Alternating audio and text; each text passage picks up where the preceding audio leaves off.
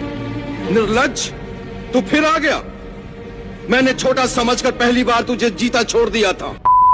माकी भी वापस आ जाती है। यूजी सोचता है कि इस टाइम पर सुकुना के लेफ्ट साइड के दोनों हाथ डिस्ट्रॉय हैं, तो वो सिर्फ राइट साइड के हाथों से हैंड साइड्स बनाकर अटैक नहीं कर सकता, तो हमारे पास यही मौका है सुकुना को हराने का। तभी सुकुना लरू में अपना दूसरा ब्लैक फ्लैश देकर मारता है। इसके बाद सीन पास्ट में जाता है जहाँ गोजो बताता है कि ब्लैक फ्लैश काम कैसे करता है। गोजो बताता है कि कोई भी सॉर्सरर ब्लैक फ्लैश तब यूज कर पाता है जब वो अपनी फिजिकल हिट और कर्स एनर्जी को एक साथ यूज करे। जैसे ही किसी ने कोई फिजिकल अटैक किया, उसे 0.0000001 सेकंड के अंदर अपनी कर्स एनर्जी रिलीज करनी होगी, तभी वो अटैक ब्लैक फ्लैश बनेगा और ये अटैक नॉर्मल अटैक से 2.5 टाइम्स ज्यादा पावरफुल होता है। ब्लैक फ्लैश मारने के बाद सॉर्सरर अपनी कर्स एनर्जी को 120% तक यूटिलाइज कर सकता है, बट ब्लैक फ्लैश को बार बार यूज नहीं कर सकते क्योंकि इसके लिए हाई कॉन्सेंट्रेशन चाहिए होता है। इधर प्रेजेंट में सुकुना पर चोजो, माकी और यूजी तीनों एक साथ हमला करते हैं, जहाँ वो उसे कोने में पकड़ने की कोशिश करते हैं, बट सुकुना अपनी इज्जत बचाकर वहाँ से भाग जाता है, पर ज्यादा दूर नहीं भाग पाता और माकी आकर सुकुना पर हमला कर देती है। माकी और सुकुना की स्पीड को देखकर चोजो शॉक हो जाता है और तभी सुकुना माकी पर अपना तीसरा ब्लैक फ्लैश मारता है। माकी इस अटैक से दूर जाकर गिरती है। माकी नोटिस कर लेती है कि सुकुना ब्लैक फ्लैश की मदद से अपनी कर्स एनर्जी आउटपुट को बढ़ा रहा है। सुकुना माकी पर डिसमेंटल से अटैक करता है। उससे पहले चोजो सुकुना पर सुपरनोवा से हमला कर देता है। सुकुना इस अटैक से आसानी से बच जाता है और चोजो के पीछे आकर उसे दीवार में देकर मारता है और फिर उस पर अपना चौथा ब्लैक फ्लैश मारता है। चोजो इस अटैक के डैमेज से बचने के लिए ब्लड का आर्मर बना लेता है, पर फिर भी चोजो की हालत इस अटैक से काफी बुरी हो जाती है। यूजी आकर सुकुना को चोजो से दूर उड़ा देता है। इधर मिगेल लरू को संभालता है और यहाँ से जाने लगता है। तभी लरू कहता है कि वो इस बैटल में अभी भी काम आ सकता है। इधर यूजी और सुकुना एक दूसरे को बुरी तरीके से पीट रहे थे। यूजी सुकुना के एकदम मुंह के पास पियर्सिंग ब्लड मारता है। सुकुना इस अटैक से बाल बाल बचता है और हाँ, यूजी ब्लड मैनिपुलेशन का यूज इसलिए कर पा रहा है क्योंकि उसने 4 से लेकर 9 तक के डेथ पेंटिंग वर्म्स खाए हैं। ये कर्स, स्पिरिट्स और ह्यूमंस का मिक्सचर होते हैं। तुम्हें याद होगा स्टोरी में टोटल 9 डेथ पेंटिंग वर्म्स थे, जिनमें से पहले 3 चोजो और उसके 2 भाई थे जिनको यूजी ने मार दिया था और बाकी के बचे 6 यूजी ने खा लिए, जिससे उसे ब्लड मैनिपुलेशन की ताकत मिल गई। इधर यूजी सुकुना पर ब्लैक फ्लैश मारने जा रहा था, पर तभी सुकुना का ध्यान लरू पर शिफ्ट हो गया, जहाँ लरू अपनी टेक्निक क्यूटी हनी से सुकुना के हर्ट को सीज कर देता है और तभी यूजी सुकुना में एक जोरदार ब्लैक फ्लैश देकर मारता है और इस ब्लैक फ्लैश से यूजी की और पावर अवेकन हो जाती है। इसके बाद सीन पास्ट में जाता है, जहाँ उरामे सुकुना से पूछती है कि ये आखिर यूजी है कौन, और यहाँ पर एक बहुत बड़ा सच रिवील होता है। सुकुना बताता है कि उसने अपनी माँ के पेट में अपने जुड़वा भाई को खा लिया था ताकि वो भूख से ना मर जाए, लेकिन उस भाई की सोल भटकती रही और आखिरकार हजारों साल बाद जिन इतादोरी के रूप में जन्म लिया, जो कि यूजी के पिता थे। केंजाकू को इसके बारे में पता चल गया और फिर उसने जिन की वाइफ काउरी की बॉडी पर कब्जा किया और काउरी की बॉडी में रहकर उसने जिन के साथ मिलकर यूजी को जन्म दिया, जिसके अंदर न केवल सुकुना को कैद करने की पावर है बल्कि उसके अंदर सुकुना जितना पोटेंशियल है। इधर प्रेजेंट में यूजी और सुकुना दोनों एक दूसरे पर टूट पड़ते हैं, जहाँ यूजी सीधा सुकुना में ब्लैक फ्लैश मारता है, सुकुना भी यूजी में ब्लैक फ्लैश मारता है। तभी यूजी अपनी दूसरी टेक्निक जो कि अभी अवेकन हुई है, श्राइन, उसे यूज करके एक बिल्डिंग को काट कर सुकुना पर मारता है। अब बात करते हैं यूजी की न्यू टेक्निक श्राइन के बारे में। ये टेक्निक काइंड ऑफ सुकुना के डिसमेंटल की तरह है। यूजी का श्राइन सीजर जैसा है। जब यूजी किसी चीज को टच करता है तो वहाँ डैश लाइंस बन जाती हैं और वही हिस्सा कट जाता है। यूजी ने बाइंडिंग बॉ का यूज करके अपनी रेंज सैक्रिफाइस की है ताकि उसके अटैक सोल की बाउंड्री को डैमेज करें। सुकुना के डिसमेंटल रॉ डैमेज देता है, वहीं यूजी सर्जिकल प्रिसाइज कट मारता है और यूजी के इस अटैक का दूसरा नाम सोल डिसमेंटल भी है। अब इतनी नॉलेज काफी है, अगर कुछ कम समझ में आया हो तो मैं आगे समझा दूंगा। इधर प्रेजेंट में यूजी श्राइन अटैक से सुकुना का पैर काट देता है। सुकुना यूजी पर डिसमेंटल मारता है पर यूजी को इससे कोई फर्क नहीं पड़ता। यूजी सुकुना में एक और ब्लैक फ्लैश मारता है। इसके बाद सीन पास्ट में जाता है, जहाँ आइनो गोजो, शोको और क्योताका से नानामी के कर्स टूल को यूज करने की परमिशन मांगता है और वो लोग आइनो को परमिशन दे देते हैं। इधर प्रेजेंट में आइनो सुकुना पर रियू टेक्निक से हमला करता है, जिसके अंदर एक बीस्ट आकर सुकुना को दूर उड़ा देता है। आइनो जाकर आकर सुकुना पर नीचे से अटैक करने की कोशिश करता है और सुकुना उसके अटैक को रोक उसी पर हमला करने जाता है। बट वहाँ पर सही टाइम पर यूजी आ जाता है जो सुकुना में एक और जोरदार ब्लैक फ्लैश मारता है जो सुकुना को दूर उड़ा देता है। सुकुना ये देखकर कि यूजी इतनी बार ब्लैक फ्लैश यूज कर पा रहा है तो काफी शौक होता है। आइनो काफी थक जाता है तो वो एक जगह पर लेट कर आराम करने लगता है। सुकुना यूजी में पंच मारने की कोशिश करता है पर यूजी सुकुना के पंचेस से बचकर सुकुना को ही दूर उड़ा देता है। सुकुना यूजी को डिसमेंटल मारकर रोकने की कोशिश करता है पर यूजी को कुछ नहीं होता और वो सुकुना में एक और ब्लैक फ्लैश मारता है। सुकुना यूजी की एक आंख फोड़ देता है पर फिर भी यूजी नहीं रुका और सुकुना में एक और ब्लैक फ्लैश मारता है। सुकुना बेचारा थोड़ा संभल पाता उससे पहले ही यूजी सुकुना में एक और ब्लैक फ्लैश मारता है। भाई कितने मारेगा। इसके बाद हमें मिगेल और लरू को दिखाया जाता है जहाँ मिगेल लरू की तारीफ कर रहा होता है। तभी मिगेल को इनसेन कर्स एनर्जी सेंस होती है। इधर हम देखते हैं कि सुकुना ने अपने डोमेन एक्सपेंशन मेलेवोलेंट श्राइन को यूज किया होता है। हमें यहाँ पता चलता है कि सुकुना ने इस डोमेन को खोलने के लिए दिमाग के उस हिस्से का यूज किया है जो अनलिमिटेड वॉइड से डैमेज नहीं था और अपने हैंड साइंस भी चेंज किए। सुकुना ने बाइंडिंग वॉ का भी यूज किया ताकि डोमेन का आउटपुट उसकी सही डोमेन जैसा रहे। अब क्योंकि ये डोमेन इनकम्प्लीट था तो ये सिर्फ 99 सेकंड्स तक ही टिक पाएगा। इसके बाद सीन पास्ट में जाता है जहाँ सभी मिलकर बात कर रहे होते हैं। यहाँ चोजो बताता है कि उसके और यूजी के लिए रिवर्स कर्स टेक्निक सीखना आसान होगा क्योंकि चोजो और यूजी दोनों डेथ पेंटिंग वॉर्म्स हैं। यूजी काइंड ऑफ नहीं है पर उसने डेथ पेंटिंग्स वॉर्म खाए हैं तो उसे भी मान लो। खैर ये दोनों कर्स एनर्जी को डायरेक्टली ब्लड में बदल सकते हैं। इन्हें ब्लड बनाने के लिए मेहनत नहीं करनी पड़ती और रिवर्स कर्स टेक्निक का यूज करके ब्लड बनाना ही सबसे कठिन होता है। यही मेमे का छोटा भाई बताता है कि वो दो बॉडीज को जिंदा रखते हुए उनके अंदर की आत्माओं को बदल सकता है। कोसाकाबे अपनी सोल को यूजी की बॉडी में डलवाता है और यूजी की बॉडी में जाकर बार बार कर्स एनर्जी मैनिपुलेशन और सिंपल डोमेन की टेक्निक यूज करता है। ऐसा करने से ये टेक्निक यूजी के ब्रेन की मसल मेमोरी में स्टोर हो जाती हैं, जिससे अब यूजी कभी भी इन टेक्निक को यूज कर सकता है। इधर प्रेजेंट में यूजी सुकुना के डोमेन के स्लैशेस से बचने के लिए सिंपल डोमेन यूज करता है। यूजी भी समझ जाता है कि सुकुना का ये डोमेन इनकम्प्लीट है तो ये जल्दी टूट जाएगा। तभी थोड़ी देर बाद यूजी का सिंपल डोमेन टूट जाता है जिससे सुकुना के स्लैशेस सीधा जाकर यूजी को लगते हैं। यूजी का एक पैर कट जाता है और तभी सुकुना के स्लैशेस बंद हो जाते हैं। यूजी खुद को संभालता है और देखता है कि सुकुना अपनी नई टेक्निक फर्नेस ओपन का यूज कर रहा है। अब बात करते हैं फर्नेस ओपन काम कैसे करती है। सुकुना सबसे पहले क्लीव और डिसमेंटल का यूज करके अपने टारगेट्स को छोटे छोटे पार्टिकल्स या फाइन डस्ट में बदल देता है। इन सारे डस्ट पार्टिकल्स में सुकुना अपनी कर्स एनर्जी भर देता है जो इन्हें एक एक्सप्लोसिव पाउडर की तरह बना देते हैं। जब सुकुना फूगा यानी ओपन बोलता है तो फर्नेस का दरवाजा खुलता है और एक फ्लेम एरो छोड़ता है। ये आग उस डस्ट को इग्नाइट करती है जिससे डोमेन के अंदर एक भयानक एक्सप्लोजन होता है। क्योंकि ये टेक्निक स्लो है और इसकी रेंज कम है तो सुकुना एक बाइंडिंग वॉ यूज करता है। वो डोमेन के बाहर इसे मल्टीपल टारगेट्स पर यूज नहीं कर सकता लेकिन डोमेन के अंदर इसकी पावर और रेंज बहुत ज्यादा हो जाती है। आप कमेंट्स में बताना आपको ये समझ में आया कि नहीं। स्टोरी पर वापस आए तो सीन पास्ट में जाता है जहाँ चोजो और नोरितोशी यूजी को ब्लड मैनिपुलेशन के बेसिक समझा रहे थे। चोजो तो यूजी को अच्छे से नहीं समझा पाता पर नोरितोशी समझा देता है। मतलब प्रेजेंट में सुकुना फर्नेस ओपन से अपने डोमेन की रेंज में एक बहुत बड़ा आग का सैलाब ला देता है जिसकी लपेट में ऑलमोस्ट सब लोग आ जाते हैं। हमें यहाँ पता चलता है कि सुकुना गोजो के खिलाफ इस अटैक को इसलिए यूज नहीं कर पाया था क्योंकि वो अपने बैरियर्स की कंडीशन को बार बार चेंज कर रहा था और बार बार बाइंडिंग वॉ भी यूज कर रहा था। इधर यूजी को फर्नेस से बचाने के लिए चोजो उसे अपने शरीर से ढक लेता है और इससे चोजो की जान चली जाती है। चोजो मरते हुए यूजी से माफी मांगता है और कहता है कि वो ट्रेनिंग में उसकी कोई मदद नहीं कर पाया तो वो उसे माफ कर दे। थोड़ी देर बाद चोजो की बॉडी राख बनकर उड़ जाती है और तब तक सुकुना का अटैक फर्नेस भी खत्म हो जाता है। यूजी सुकुना को देखकर काफी गुस्से में आ जाता है। तभी वहाँ पर द गोट टोडो की एंट्री होती है। इसके बाद सीन पास्ट में जाता है जहाँ मेमे और टोडो ने एक प्लान बनाया था उन लोगों के लिए जो सुकुना के डोमेन में फंस जाएंगे। मेमे का प्लान था कि अगर कोई सुकुना के डोमेन में फंस गया तो उन्हें टोडो अपनी बुगी वुगी टेक्निक से बाहर निकालेगा। जो सोर्सरर सुकुना के डोमेन में फंस जाएंगे उन्हें टोडो बुगी वुगी से रिप्लेस कर देगा उन क्रोस के साथ जो डोमेन के बाहर होंगे। इस प्लान के बारे में ये दोनों यूजी को नहीं बताते क्योंकि इन्हें डर था कि कहीं सुकुना को भी पता न चल जाए क्योंकि यूजी के अंदर सुकुना के अंश मौजूद हो सकते हैं। प्रेजेंट में टोडो यूजी को बताता है कि बाकी लोग लगभग सही हैं। ये सुनकर यूजी की जान में जान आती है और इसके बाद यूजी और टोडो दोनों सुकुना पर टूट पड़ते हैं। और अब क्योंकि सुकुना ने अभी डोमेन एक्सपेंशन यूज किया था तो शायद अब वो कर्स टेक्निक भी यूज नहीं कर सकता। अब क्योंकि टोडो का एक हाथ शिबुया में कट गया था तो वो अपनी टेक्निक बुगी वुगी को जिंदा रखने के लिए अपने कटे हुए हाथ को विब्रा स्लैब से जोड़ लेता है। विब्रा स्लैब एक ऐसा इंस्ट्रूमेंट होता है जो वुडन बॉक्स और मेटल पीस से बनता है। अब जब भी टोडो उस विब्रा स्लैब को हिट करता है तो उसके अंदर का मेटल पीस वुडन बॉक्स से टकराकर साउंड या कहीं वाइब्रेशन पैदा करता है। ये साउंड क्लैप का काम करता है। ये सिस्टम इतना तेज है कि टोडो 1 सेकंड में 50 बार स्वैप कर सकता है। इधर प्रेजेंट में टोडो बुगी वुगी का यूज करता है जिससे यूजी सुकुना और टोडो तीनों की पोजीशन बार बार चेंज होती रहती है। सुकुना यूजी और टोडो पर हमला करने की कोशिश करता है पर उल्टा यूजी और टोडो ही सुकुना को पीटने लगते हैं। सुकुना टोडो पर हमला हमला करता है, बट तभी यूजी एक पत्थर में कर्स एनर्जी इम्बेड करके उसे सुकुना की ओर फेंकता है। टोडो उस पत्थर की पोजीशन यूजी से रिप्लेस कर देता है। यूजी सीधा जाकर सुकुना में लात मारता है, फिर उसे पंचेस से धोने लगता है, पर सुकुना भी कम नहीं पड़ता और यूजी को पकड़कर दूर फेंकने वाला होता है। पर तभी टोडो यूजी की पोजीशन फिर चेंज कर देता है, जिससे यूजी सुकुना के चंगुल से बच जाता है। टोडो एक बार फिर से बुगी वुगी से तीनों की पोजीशन बहुत तेजी से चेंज करने लगता है और जैसे ही यूजी को मौका मिलता है वो सुकुना में एक जोरदार पंच मारता है, जिससे वो दूर जाकर गिरता है। यूजी ब्लैक फ्लैश से सुकुना पर हमला करने जाता है। सुकुना भी उस पर ब्लैक फ्लैश मारने जाता है और तभी वहाँ मैमे का एक क्रो सुकुना के पीछे आ जाता है। सुकुना को लगता है कि यूजी अपनी पोजीशन को इस क्रो के साथ चेंज करेगा और फिर पीछे से हमला करेगा, इसलिए सुकुना उस क्रो की डायरेक्शन में हमला करता है, बट ये एक छलावा था। यूजी अपनी पोजीशन चेंज ही नहीं करता और सीधा सुकुना में ब्लैक फ्लैश मारता है, फिर सुकुना के सीने को चीरने लगता है। तभी सुकुना फिर से डोमेन एक्सपेंशन का यूज करने जाता है। तभी सुकुना को गोजो दिखाई देता है। हम देखते हैं कि ये गोजो की बॉडी तो थी पर उसके अंदर यूता होता है और गोजो के सिर पर स्टिचेस होते हैं, यानी यूता ने केंजाकू की टेक्निक का यूज करा गोजो की बॉडी में आने के लिए। इसके बाद सीन पास्ट में जाता है, जहाँ ये प्लान भी इन लोगों ने पहले ही बना लिया था। यूता का प्लान था कि अगर गोजो मर जाएगा तो वो केंजाकू को मार के उसे रिका को खिला देगा, ताकि वो केंजाकू की होपिंग एबिलिटी, जिससे वो दूसरे की बॉडी पर कंट्रोल लेता है, उसे यूज करके गोजो की बॉडी पर कंट्रोल लेगा और फिर सुकुना से लड़ेगा। माकी और हकारी इससे एग्री नहीं करते, क्योंकि यूता केंजाकू की टेक्निक कॉपी करके गोजो की बॉडी को सिर्फ 5 मिनट तक यूज कर पाएगा और 5 मिनट बाद हो सकता है कि वो गोजो की बॉडी में ही फंसा रह जाएगा। और अगर यूता गोजो की बॉडी में हमेशा के लिए रह गया तो उसकी अपनी कॉपी टेक्निक खत्म हो सकती है और वो सिर्फ गोजो की लिमिटलेस टेक्निक ही यूज कर पाएगा। यूता अपने इस डिसीजन पर अड़ा रहता है, क्योंकि गोजो के मरने के बाद किसी को तो उसकी जगह लेनी होगी। यूता जाकर गोजो से इसके बारे में पूछता है और गोजो भी यूता को इसकी परमिशन दे देता है। साथ में गोजो को खुद पर भरोसा था कि वो नहीं हारेगा, तो यूता को ये सब नहीं करना पड़ेगा। इसके बाद सीन उस टाइम पर जाता है जब सुकुना ने यूता को जख्मी कर दिया था। यूता की भी हालत बिल्कुल गोजो जैसी थी, उसका शरीर भी बीच में से ऑलमोस्ट कट गया था। यूता रिका के कारण होश में था। शोको ने गोजो की बॉडी को रेडी कर दिया था। शोको यूता से कहती है कि जैसे ही तुम गोजो की बॉडी में जाओ तो फुल पावर से रिवर्स कर्स टेक्निक यूज करना, ताकि गोजो की बॉडी को फुल रिकवर कर सको। इसके बाद यूता केंजाकू की टेक्निक यूज करके गोजो की बॉडी में आ जाता है। इधर प्रेजेंट में यूता और सुकुना दोनों डोमेन एक्सपेंशन का यूज करते हैं। यूता गोजो की तरह डोमेन को बास्केटबॉल जितना साइज का बना लेता है। अब आप लोगों को बताना है कि यूता ने ऐसा क्यों किया। आपने मेरी पुरानी वीडियो देखी होगी तो आपको पता होगा। अब क्योंकि यूता के पास 3 मिनट थे, तो वो सोचता है कि वो 3 मिनट में सुकुना को इतना मारेगा कि सुकुना अपने डोमेन को मेंटेन ही नहीं कर पाएगा। और सुकुना सोचता है कि उसे 3 मिनट की जरूरत ही नहीं है, वो अनलिमिटेड वर्ल्ड को डिस्ट्रॉय करके अपने डोमेन की रेंज को बढ़ा देगा, जिससे वो सबको एक साथ खत्म कर देगा। इसके बाद ये दोनों एक दूसरे पर टूट पड़ते हैं। यूता को ये पता नहीं था कि सुकुना डोमेन एक्सपेंशन के साथ डोमेन एम्पलीफिकेशन का भी यूज कर सकता है इन्फिनिटी को बाईपास करने के लिए। सुकुना यूता को पकड़कर धोने लगा है। इधर रिका यूता को पकड़कर रो रही होती है। हमें यहाँ पर यह भी पता चलता है कि उई उई की टेक्निक की मदद से यूता गोजो की बॉडी में जाकर एक बार प्रैक्टिस कर चुका है। इधर यूता सुकुना को उठाकर दूर उड़ा देता है और फिर उसे और मारने लगता है, पर यूता को कुछ अजीब लग रहा था। तभी सुकुना यूता को पीटने लगता है। यूता गोजो की बॉडी से यूज्ड टू नहीं था। गोजो की बॉडी उसकी ओरिजिनल बॉडी से बड़ी थी, जिसके कारण वो सुकुना पर सही डिस्टेंस से हमला नहीं कर पा रहा था। यूता लिमिटलेस को भी सही से यूज नहीं कर पा रहा था। इसी बात का सुकुना फायदा उठाता है और यूता को पीटने लगता है। सुकुना सोचता है कि क्या यूता खुद की कोई टेक्निक यूज कर सकता है, और अगर नहीं कर सकता तो यूता के पास सिर्फ एक टेक्निक बची है, जो है होलो पर्पल। और तभी यूता होलो पर्पल यूज करने जाता है, बट सुकुना उसे रोककर पीटने लगता है। तभी एक रिकॉर्डर बिल्कुल सुकुना के पास आ जाता है, जिसके अंदर इनुमाकी की कर्स्ड स्पीच होती है, जिसमें वो जोर से डोंट मूव बोलता है, जिससे सुकुना हिल नहीं पाता। और तभी यूता होलो पर्पल मारता है, जिससे इन दोनों के डोमेन टूट जाते हैं और सुकुना को काफी डैमेज पहुंचता है। इधर टोडो, यूजी और यूता तीनों सुकुना को मारने के लिए आगे बढ़ते हैं, बट तभी यूता कोलैप्स हो जाता है, क्योंकि होलो पर्पल और डोमेन एक्सपेंशन से उसकी कॉपी टेक्निक बर्न आउट हो जाती है। टोडो का ध्यान जैसे ही यूता पर जाता है, सुकुना उसमें एक जोरदार ब्लैक फ्लैश देकर मारता है। तभी यूजी आकर सुकुना में पंचेस जड़ने लगता है। सुकुना के आसपास डोमेन के बहुत सारे छोटे छोटे टुकड़े होते हैं, जिनके अंदर कर्स एनर्जी होती है। इन टुकड़ों का यूज टोडो बहुत अच्छी तरीके से करता है और यूजी की पोजीशन बार बार चेंज करता रहता है। यूजी सुकुना में बहुत सारे डिसमेंटल पंचेस मारता है, जो सीधा सुकुना और मेगुमी की सोल वाले बैरियर को तोड़ रहे थे। सुकुना ये भी समझ जाता है कि यूजी ने बाइंडिंग वॉक का यूज करके अपने पंचेस को और इफेक्टिव कर लिया है। सुकुना अपने मुंह में से कुछ फिंगर्स निकालता है और उन्हें क्रश करके खा जाता है, मतलब पेट में से निकाला और पेट में ही फिर डाल लिया। वाह क्या बात है। ऐसा करते ही सुकुना के अंदर थोड़ी जान आ जाती है। यूजी श्राइन टेक्निक से बिल्डिंग को काटता है ताकि सुकुना का बैलेंस बिगड़ जाए, पर उल्टा सुकुना ही यूजी को पीटने लगता है और सोचता है कि उसे सिर्फ यूजी के पंचेस से बचना है। तभी टोडो बुगी वुगी का यूज करता है। सुकुना देखता है कि यूजी ठीक उसके सामने है, यानी बुगी वुगी ने काम करना बंद कर दिया उसके एक पंच के मारे। पर तभी उसके ऊपर एंजल और हाना आ जाते हैं, यानी टोडो ने बुगी वुगी से एंजल को यहाँ बुलाया है। इसके बाद सीन पास्ट में जाता है, जहाँ हमें पता चलता है कि ये प्लान भी इन लोगों ने पहले ही बना लिया था। यूता को पता था कि सब लोग सिर्फ उसके कॉपी जैकब्स लैडर पर ध्यान रखेंगे, ओरिजिनल यूजर का किसी को ध्यान ध्यान नहीं रहेगा। इधर प्रेजेंट में एंजल फुल आउटपुट से जैकब्स लेडर सुकुना पर मारता है, बट ये जैकब्स लेडर बहुत कमजोर था और इसका कारण था कि एंजल या कहीं हाना के पास उसका एक हाथ नहीं था। सुकुना जमीन पर एक जोरदार मुक्का देकर मारता है, जिससे जमीन के टुकड़े हवा में उड़ने लगते हैं। सुकुना उन्हीं टुकड़ों पर कूद कूद कर हाना की तरफ आने लगता है। एंजल हाना को भागने के लिए कहता है और उससे पहले सुकुना उनके पास आ जाता है और उसमें एक जोरदार ब्लैक फ्लैश मारता है, बट तभी वहाँ सही टाइम पर टोडो आ जाता है जो इस अटैक को अपने ऊपर ले लेता है। सुकुना टोडो के जिगर की तारीफ करता है, पर इस अटैक से टोडो और एंजल दोनों ही काफी जख्मी हो जाते हैं। तभी सुकुना के पीछे यूजी आ जाता है। सुकुना ये देखकर कि यूजी ने उसका पीछा जैकब्स लेडर में से ही किया था तो काफी शौक होता है, क्योंकि जैकब्स लेडर किसी को भी जला देती है। यूजी भी थोड़ा जल जाता है, पर वो इस पर ज्यादा ध्यान नहीं देता और सुकुना पर हमला करता है। यूजी सुकुना को बहुत बुरी तरीके से मारता है और फिर यूजी जमीन पर श्राइन मारकर सुकुना पर हमला करने जाता है, पर तभी फाइनली सुकुना की रिवर्स कर्स टेक्निक वापस आ जाती है। सुकुना खुद को हील करके यूजी को बुरी तरीके से पीटने लगता है। सुकुना सोचता है कि उसे गोजो की तरह रिस्की मूव यूज करने की कोई जरूरत नहीं है, उसे सिर्फ उसकी टेक्निक रिकवर होने तक का इंतजार करना है। यूजी सुकुना पर सोल डिसमेंटल मारने की कोशिश करता है, बट सुकुना बड़ी आसानी से यूजी के अटैक से बच जाता है और तभी फाइनली यूजी इतादोरी डोमेन एक्सपेंशन का यूज करता है। ऐसा होते ही सुकुना और यूजी एक ट्रेन स्टेशन पर पहुंच जाते हैं और ये सुकुना यूजी वाला था। यूजी सुकुना को अपने बचपन वाला पुराना टाउन घुमाता है और छोटी छोटी चीजें के बारे में बताता है कि जब मैं छोटा बच्चा था बहुत शरारत करता था। सुकुना का मानना था कि वही इंसान या चीज मायने रखती है जो ताकतवर हो या जिसका कोई बड़ा रोल हो। यूजी उसे अपने बचपन की छोटी छोटी चीजें दिखाता है, जैसे पत्थर फेंकना, क्रेफिश पकड़ना या सिर्फ घूमना। यूजी समझाता है कि लाइफ की वैल्यू किसी ग्रैंड पर्पस या स्पेशलिटी में नहीं है, बल्कि उन छोटे मूवमेंट्स में है जो हम जीते हैं। यूजी को ये भी लगता है कि हर इंसान की अपनी एक जगह होती है और उनकी लाइफ की वैल्यू उनके जिंदा होने से होती है, ना कि इससे कि वो कितने काम के हैं। वो सुकुना को बताता है कि हर लाइफ एक यूनिक कहानी है। यूजी सुकुना को इतना कुछ समझाता है, पर सुकुना भी लाइक भैंस के आगे भीन बजाना। यूजी सुकुना को धमकी देता है और कहता है कि वो मेगुमी को छोड़ दे और उसके अंदर वापस आ जाए तो वो उसे जिंदा छोड़ देगा। ये सुनकर सुकुना को गुस्सा आ जाता है और वो सभी लोगों को मारने की कसम खाता है। इसके बाद हमें यूजी और मेगुमी के बीच में बातचीत दिखाई जाती है, जहाँ मेगुमी यूजी से हार मानने के लिए कहता है, क्योंकि उसने खुद ने हार मान ली थी, उसे इस दुनिया में नहीं रहना। पर यूजी हमारा संदीप महेश्वरी बन जाता है और मेगुमी को हार ना मानने के लिए कहता है। इधर प्रेजेंट में सुकुना यूजी के डोमेन के शॉर्ट आर्टिफैक्ट से बचने के लिए होलोविकर बास्केट यूज करता है और अपनी कर्स टेक्निक को रिकवर करने के लिए गोजो वाला मेथड यूज करता है, जिसमें वो दिमाग के उस हिस्से को जो कर्स टेक्निक को कंट्रोल करता है उसे डिस्ट्रॉय करके क्रिएट करता है। यूजी और सुकुना दोनों हैंड टू हैंड लड़ने लगते हैं, जहाँ पहले तो अपर हैंड यूजी को था, पर हाल सुकुना यूजी को ओवर पावर करके उसे मार मार कर दूर उड़ा देता है। मेगुमी को यूजी दिखाई देता है और जैसे ही ऐसा होता है सुकुना का पैर शैडोज में फंस जाता है। इसी का फायदा यूजी उठाता है और सुकुना में एक जोरदार पंच मारता है। यूजी सुकुना को संभलने का मौका नहीं देता और उसे पीटा रहता है। सुकुना और यूजी दोनों एक दूसरे के सिर को पकड़कर एक दूसरे में पंचेस मारने लगते हैं। यूजी सुकुना को ओवर पावर कर देता है। सुकुना अपने इन घावों को रिवर्स कर्स टेक्निक से हील नहीं कर पाता और उसकी होलोविकर बास्केट भी टूटने लगती है, पर तभी सुकुना डिसमेंटल मारता है, जिससे यूजी के हाथ पर लगे ग्लव्स टूट जाते हैं। यूजी समझ जाता है कि सुकुना की टेक्निक रिकवर हो गई है। तभी सुकुना डोमेन एक्सपेंशन का यूज करने जाता है, पर तभी सुकुना की नजर यूजी की कटी हुई उंगली पर जाती है और इसके बाद हमें सुकुना की एक फिंगर को दिखाया जाता है जो कि एक पुरानी बिल्डिंग में बनी हुई थी। इसके बाद सीन पास्ट में जाता है, जहाँ यूता गोजो बॉडी स्विच करके ट्रेनिंग कर रहे थे। यूता यहाँ पर सुकुना की लास्ट फिंगर गोजो से मांगता है ताकि वो उसे कंज्यूम करके श्राइन टेक्निक को कॉपी कर सके, पर गोजो इसके लिए नहीं मानता, क्योंकि यूता फिंगर को रीका को खिलाकर भी श्राइन को अच्छे से कॉपी नहीं कर पाएगा और इस बात से यूता भी एग्री करता है। यूता कॉपी टेक्निक को अच्छे से यूज तब कर पाता है जब उस टेक्निक का मेन यूजर उसे समझाए। अब यूता को सुकुना की कोई टेक्निक तो चाहिए थी, तो वो यूजी से उसकी फिंगर मांगता है, क्योंकि उसके अंदर सुकुना की टेक्निक्स थी और ये बात गोजो ने पहले ही कंफर्म कर दी थी। यूजी भी इसके लिए मान जाता है और उसे अपनी फिंगर दे देता है।